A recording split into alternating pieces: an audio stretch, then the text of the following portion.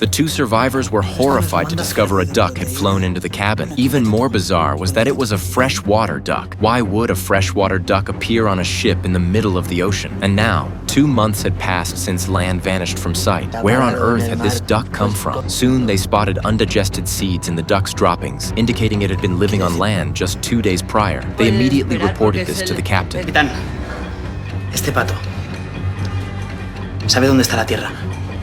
The doctor promptly examined the duck and soon uncovered a crucial clue. The seeds it had eaten originated from a tropical climate. This meant the duck's previous location wasn't far from their current position. Its stomach also contained large amounts of gravel and soil, suggesting the area it had come from was the only remaining land. However, pinpointing the exact origin became a challenge. The captain instructed the men to build a tracking device using available equipment, specifying it must weigh no more than 40 grams. The man, a telecommunications engineer, swiftly completed the task. They attached the tracker to the duck and prepared to release it. By following its flight path, they hoped to locate land, but finding land was far from easy. After 2 days of tracking, the locator ran out of power, losing the duck's trail. The next day, the captain made a startling discovery. An identical ship lay anchored not far away, its exterior clearly abandoned for years. To gather more supplies, the captain decided to lead a team aboard for inspection. Fully armed, the group marched toward the wreck. Inside the cabin, they discovered bloodstains everywhere and bullet holes throughout the interior, clear signs of a horrific event.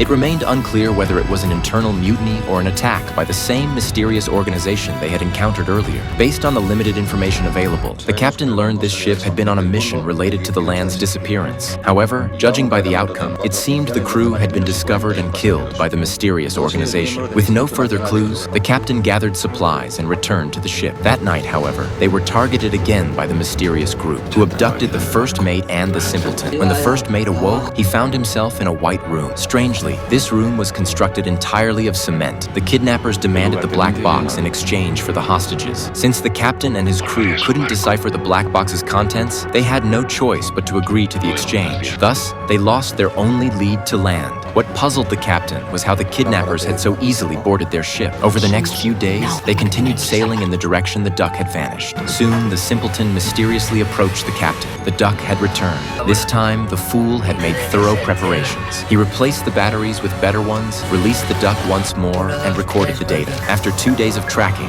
the computer finally retrieved the crucial information. The captain looked up and saw a yellow light flickering in the mist not far away.